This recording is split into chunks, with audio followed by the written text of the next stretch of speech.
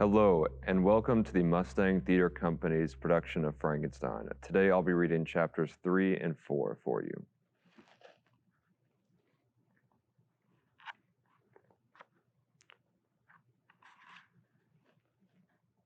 Chapter 3. When I had attained the age of 17, my parents resolved that I should become a student at the University of Ingolstadt. I had hitherto attended the schools of Geneva, but my father thought it necessary, for the completion of my education, that I should be made acquainted with other customs than those of my native country. My departure was therefore fixed at an early date, but before the day resolved upon could arrive, the first misfortune of my life occurred, an omen, as it were, of my future misery. Elizabeth had caught the scarlet fever. Her illness was severe, and she was in the greatest danger. During her illness, many arguments had been urged to persuade my mother to refrain from attending upon her. She had, at first, yielded to our entreaties, but when she heard that the life of her favorite was menaced, she could no longer control her anxiety. She attended her sickbed. Her watchful attentions triumphed over the malignity of the distemper. Elizabeth was saved, but the consequences of this imprudence were fatal to a preserver. On the third day, my mother sickened. Her fever was accompanied by the most alarming symptoms, and the looks of her medical attendants prognosticated the worst event. On her deathbed, the fortitude and benignity of this best of women did not desert her. She joined the hands of Elizabeth and myself. "My children," she said, "my firmest hopes of future happiness were placed on the prospect of your union. This expectation will now be the consolation of your father. Elizabeth, my love, you must supply my place to my younger children.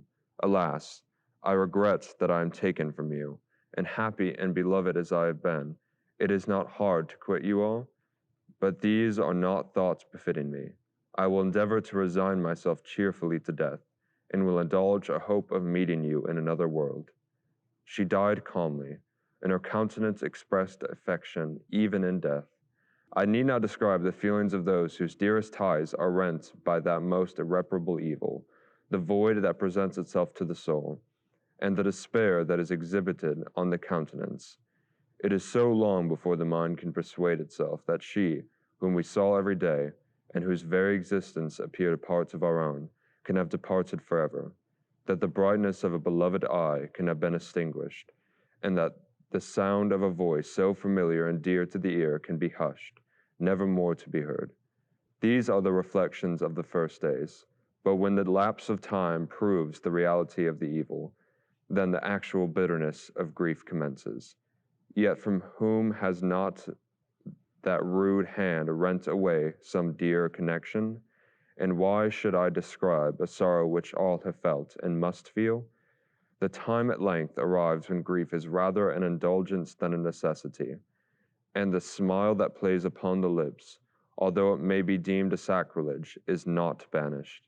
My mother was dead, but we had still duties which we ought to perform.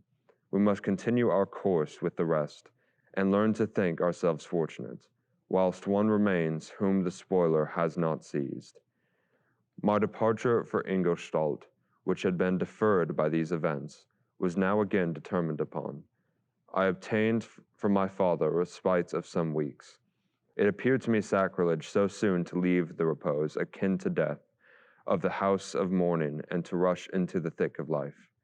I was new to sorrow, but it did not the less alarm me. I was unwilling to quit the sight of those that remained to me, and above all, I desired to see my sweet Elizabeth in some degree consoled. She indeed veiled her grief, and strove to act the comforter to us all. She looked steadily on life, and assumed its duties with courage and zeal. She devoted herself to those whom she had been taught to call her uncle and cousins. Never was she so enchanting as at this time, when she recalled the sunshine of her smiles, and spent them upon us. She forgot even her own regrets in her endeavors to make us forget.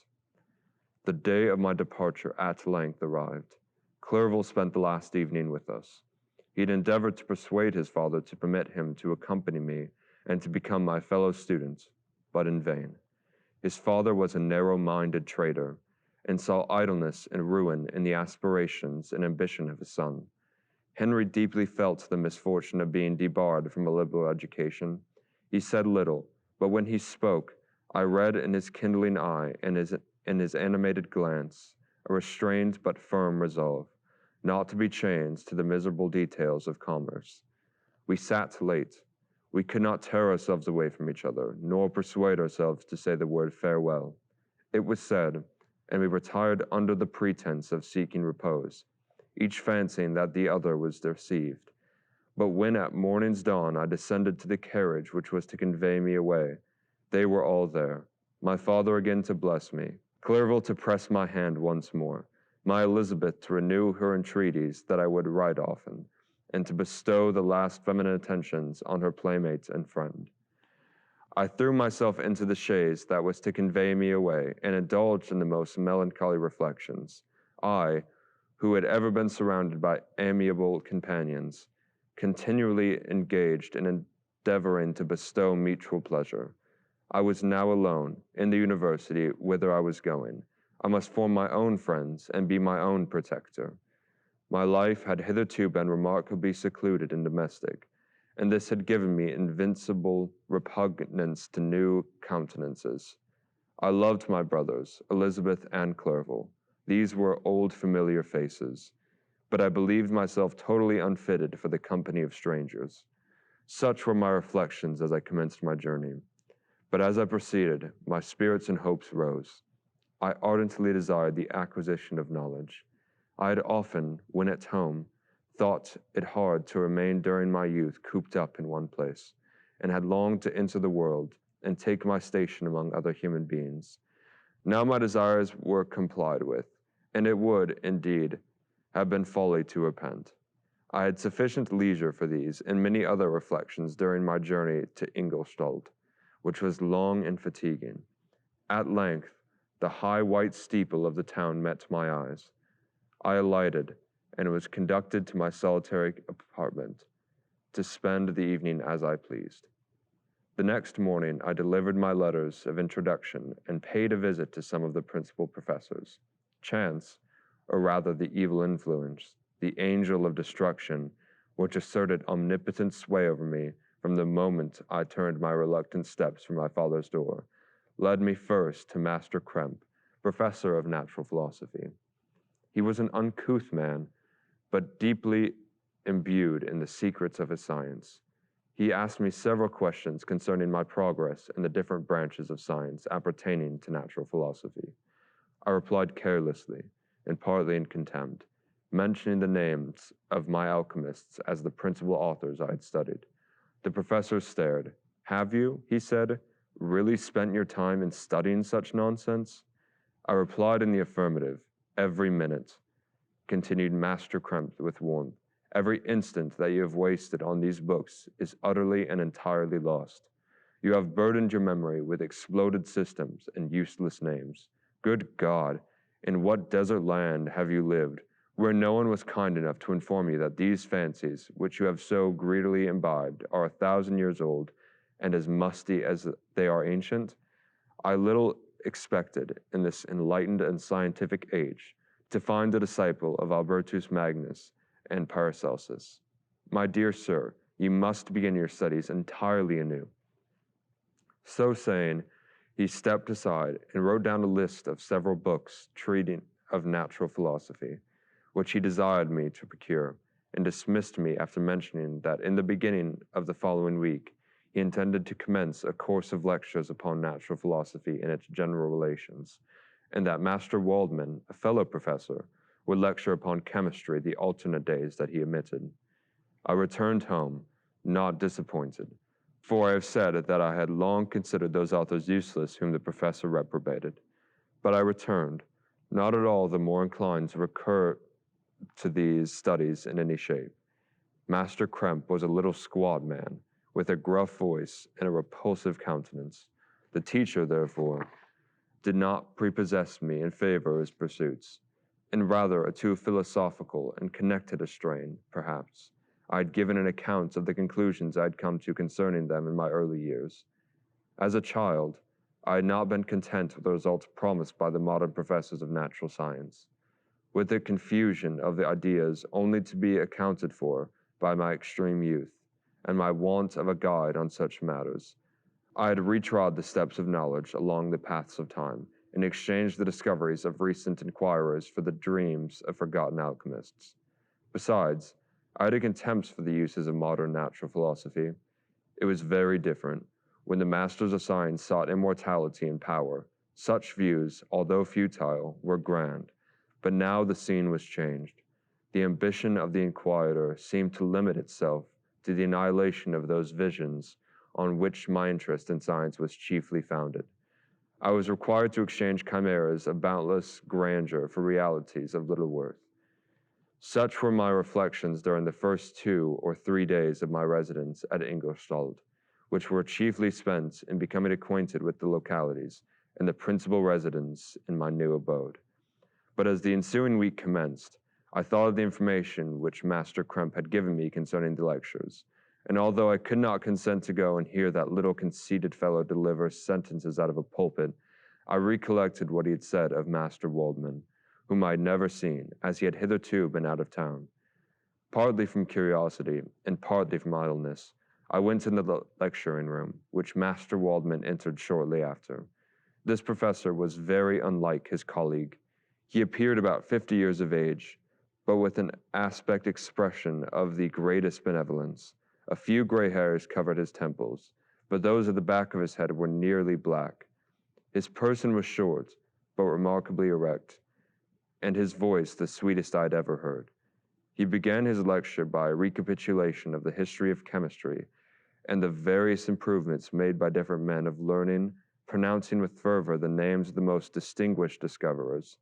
He then took a cursory view of the present state of the science and explained many of its elementary terms. After having made a few preparatory experiments, he concluded with a panegyric upon modern chemistry, the terms of which I shall never forget. The ancient teachers of this science, said he, promised impossibilities and performed nothing.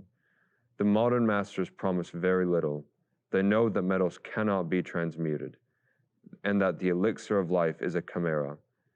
But these philosophers, whose hands seem only made to dabble in dirt, and their eyes to pore over the microscope or crucible, have indeed performed miracles.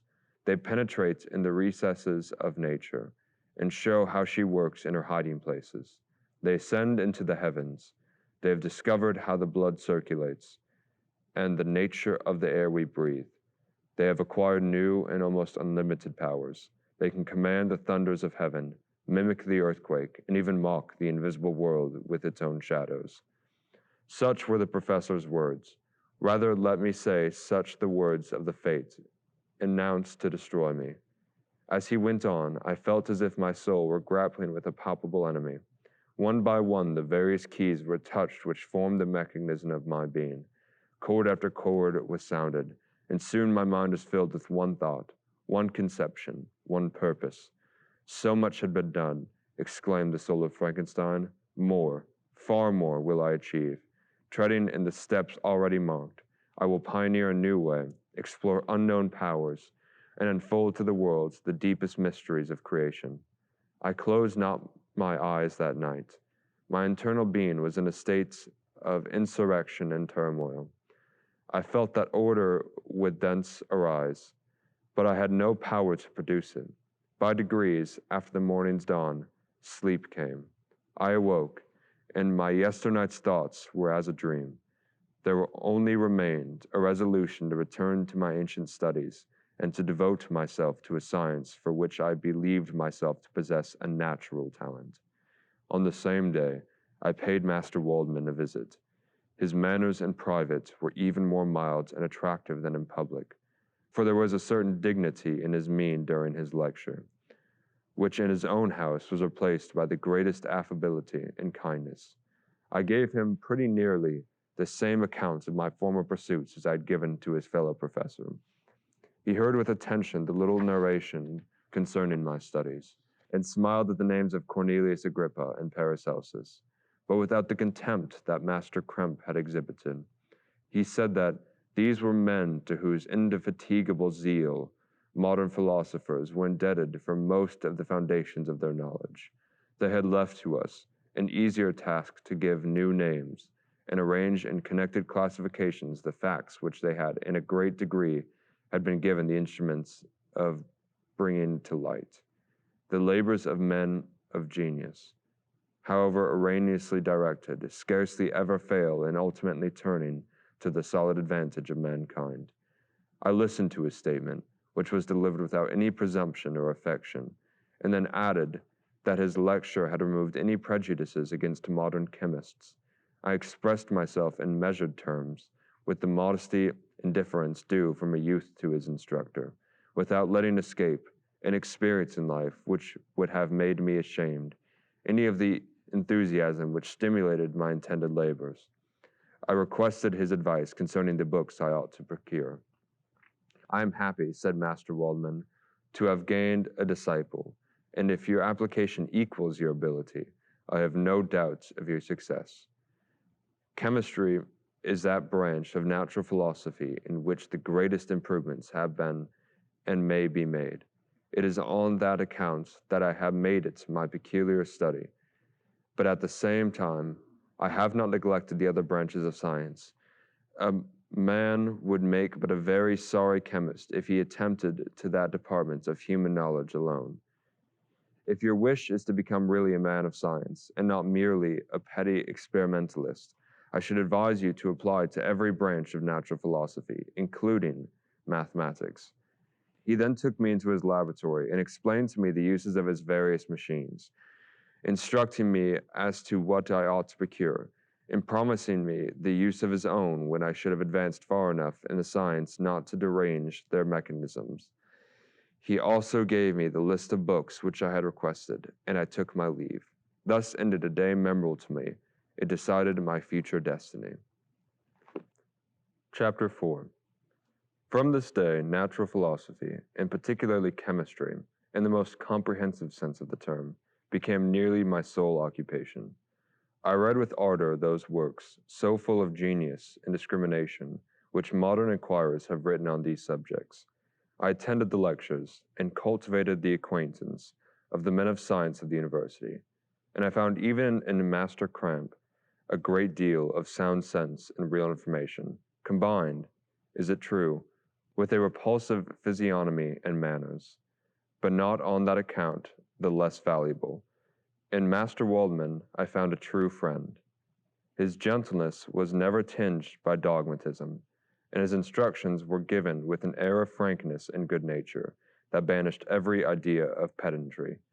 In 1,000 ways he smoothed for me the path of knowledge, and made the most abstruse inquiries clear and facile to my apprehension. My application was at first fluctuating and uncertain. It gained strength as I proceeded, and soon became so ardent and eager that the stars often disappeared in the light of morning, whilst I was yet engaged in my laboratory. As I applied so closely, it may be easily conceived that my progress was rapid. My ardor was indeed the astonishment of the students, and my proficiency that of the masters.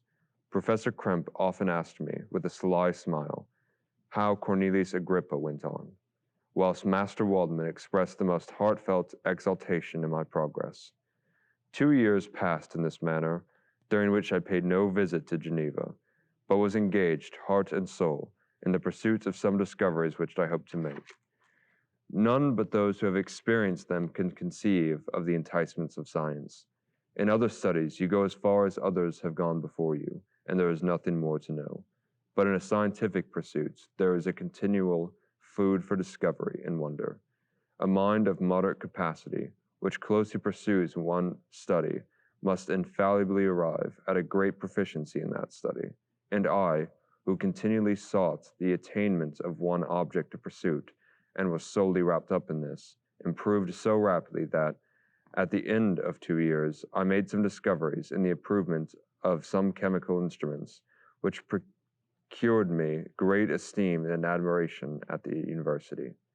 When I had arrived at this point, and had become so well acquainted with the theory and practice of natural philosophy, as dependent on the lessons of any of the professors at Ingolstadt, my residence there being no longer conducive to my improvements, I thought of returning to my friends and my native town, when an incident happened that protracted my stay. One of the phenomena which had peculiarly attracted my attention was the structure of the human frame, and, indeed, any animal endued with life. Whence, I often asked myself, did the principle of life proceed? It was a bold question, and one which has ever been considered as a mystery. Yet with how many things are we upon the brink of becoming acquainted, if cowardice or carelessness did not restrain our inquirers? I resolved these circumstances in my mind, and determined thenceforth to apply myself more particularly to those branches of natural philosophy which relate to physiology. Unless I had been animated by an almost supernatural enthusiasm, my application to this study would have been irksome and almost intolerable. To examine the cause of life, we must first have recourse to death. I became acquainted with the science of anatomy, but this was not sufficient. I must also observe the natural decay and corruption of the human body. In my education, my father had taken the greatest precautions that my mind should be impressed with no supernatural horrors. I do not ever remember to have trembled at a tale of superstition, or to have feared the apparition of a spirit. Darkness had no effect upon my fancy, and a churchyard was to me merely the receptacle of bodies deprived of life, which, from being the seat of beauty and strength, had become food for the worm. Now I was led to examine the cause and progress of this decay, and forced to spend days and nights in vaults and charnel houses. My attention was fixed upon every object the most insupportable to the delicacy of the human feelings. I saw how the fine form of man was degraded and wasted. I beheld the corruption of death succeeded to the blooming cheek of life. I saw how the worm inherited the wonders of the eye and the brain.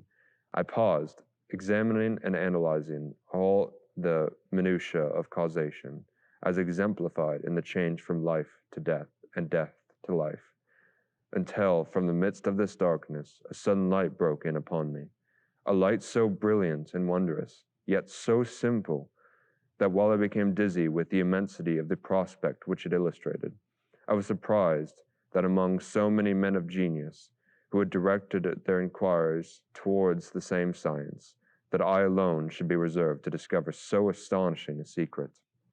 Remember, I am not recording the vision of a madman. The sun does not more certainly shine in the heavens than that which I now affirm is true. Some miracle might have produced it, yet the stages of discovery were distinct and probable.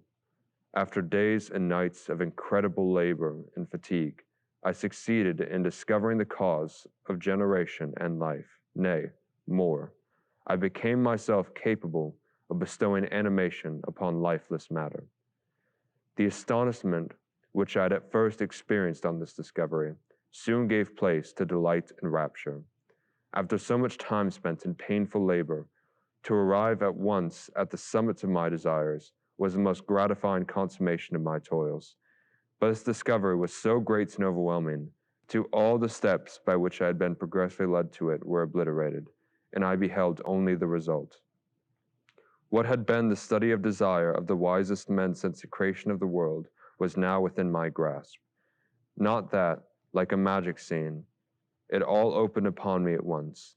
The information I had obtained was of a nature rather to direct my endeavors so soon as I should point them towards the object of my search, than to exhibit that object already accomplished. I was like the Arabian who had been buried with the dead and found a passage in life, aided only by one glimmering and seemingly ineffectual light. I see by your eagerness, and the wonder and hope which your eyes express, my friend, that you expect to be informed of the secrets with which I am acquainted. That cannot be. Listen patiently until the end of my story, and you will easily perceive why I am reserved upon that subject. I will not lead you on, unguarded and ardent as I was then, to your destruction and infallible misery. Learn from me, if not by my precepts, at least by my example, how dangerous is the acquirements of knowledge, and how much happier that a man is who believes his native town to be the world, than that who aspires to become greater than his nature will allow. When I found so astonishing a power placed within my hands, I hesitated a long time concerning the manner in which I should employ it. Although I possessed the capacity of bestowing animation, yet to prepare a frame for the reception of it, with all its intricacies of fibers, muscles, and veins, still remained a work of inconceivable difficulty and labor. I doubted at first whether I should attempt the creation of a being like myself, or one of a simpler organization, but my imagination was too much exalted by my first success to permit me to doubt of my ability to give life to an animal as complex and wonderful as man. The materials at present within my command hardly appeared adequate to do so arduous an undertaking, but I doubted not that I should ultimately succeed. I prepared myself for a multitude of reserves. My operations might be incessantly baffled, and at last my work be imperfect. Yet, I considered the improvement which every day takes place in science and mechanics. I was encouraged to hope my present attempts would at least lay the foundations of future success. Nor could I consider the magnitude and complexity of my plan as an argument of its impracticality. It was with these feelings that I began the creation of a human being. As the minuteness of the parts formed a great hindrance to my speed, I resolved, contrary to my first intention, to make the being of a gigantic stature, that is to say, about 8 feet in height, and proportionally large. After having formed this determination, and having spent some months in successfully collecting and arranging my materials, I began. No one can conceive the variety of feelings which bore onwards, like a hurricane, in the first enthusiasm of success. Life and death appeared to me ideal bounds, which I should first break through and pour a torrent of light into our dark world. A new species would bless me as its creator and source. Many happy and excellent natures would owe their being to me. No father could claim the gratitude of his child so completely as I should deserve theirs. Pursuing these reflections, I thought that if I could bestow animation upon lifeless matter, I might, in process of time, although I now found it impossible, renew life where death had apparently devoted the body to corruption. These thoughts supported my spirits, while I pursued my undertaking with unremitting ardor. My cheek had grown pale with study, and my person had become emaciated with confinement. Sometimes, on the very brink of certainty, I failed, yet still I clung to the hope which the next day or the next hour might realize. One secret which I alone possessed was the hope which I dedicated myself, and the moon gazed upon my midnight labors, while, with unrelaxed and breathless eagerness, I pursued nature to her hiding places. Who shall conceive the horrors of my secret toil as I dabbled among the unhallowed damps of the grave, or tortured the living animal to animate the lifeless clay? My limbs now tremble, and my eyes swim with a remembrance. But then a resistless and almost frantic impulse urged me forward. I seemed to have lost all soul or sensation but for this one pursuit. It was indeed but a passing trance that only made me feel with renewed acuteness so soon as, the unnatural stimulus ceasing to operate, I had returned to my old habits. I collected bones from charnel houses and disturbed with profane fingers the tremendous secrets of the human frame. In a solitary chamber, or rather cell, at the top of the house, and separated from all the other apartments by a gallery and staircase, I kept my workshop of filthy creation. My eyeballs were starting from their sockets and attending to the details of my employment. The dissecting room and the slaughterhouse furnished many of my materials, and often did my human nature turn with loathing from my occupation, whilst, still urged on by an eagerness which perpetually increased, I brought my work near to a conclusion. The summer months passed while I was thus engaged, heart and soul, in one pursuit. It was a most beautiful season. Never did the fields bestow a more plentiful harvest, or the vines yield a more luxuriant vintage. My eyes were insensible to the charms of nature, and the same feelings which made me neglect the scenes around me caused me also to forget those friends who were so many miles absent, and whom I had not seen for so long a time. I knew my silence disquieted them, and I well remembered the words of my father. I know that while you are pleased with yourself, you will think of us with affection, and we shall hear regularly from you. You must pardon me if I regard any interruption in your correspondence as a proof that your other duties are equally neglected. I knew well, therefore, that would be my father's feelings, but I could not tear my thoughts from my employment, loathsome in itself, but which had taken an irresistible hold of my imagination. I wished, as it were, to procrastinate all that related to my feelings of affection until the great object, which swallowed up every habit of my nature, should be completed. I then thought that my father would be unjust if he ascribed my neglect to vice, or faultiness on my part, but I am now convinced that he was justified in conceiving that I should not be altogether free from blame. A human being, in perfection, ought always to preserve a calm and peaceful mind, and never to allow passion or a transitory desire to disturb his tranquillity. I do not think that the pursuit of knowledge is an exception to this rule. If the study to which you apply yourself has a tendency to weaken your affections and to destroy your taste for those simple pleasures in which no alloy can possibly mix, then the study is certainly unlawful, that is to say, not befitting the human mind. If this rule were always observed, if no man allowed any pursuit whatsoever to interfere with the tranquillity of his domestic affections, Greece would not have been enslaved. Caesar would have spared his country. America had been discovered more gradually, and the empires of Mexico and Peru had not been destroyed. But I forget that I am moralizing the most interesting parts of my tale, and your looks remind me to proceed.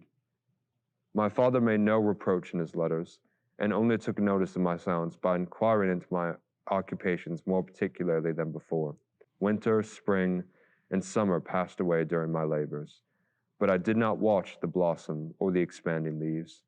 Sights which before always yielded me supreme delight, so deeply I was engrossed in my occupation.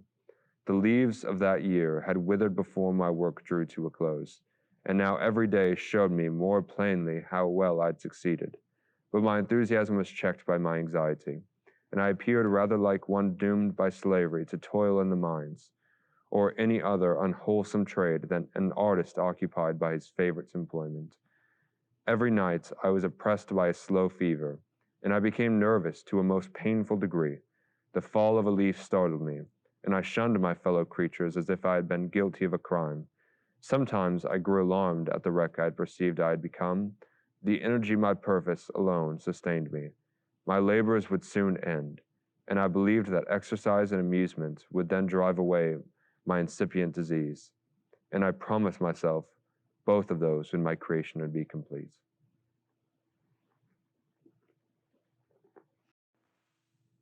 Thank you for tuning in for this week's production of Frankenstein. Tune in next week for the next two chapters.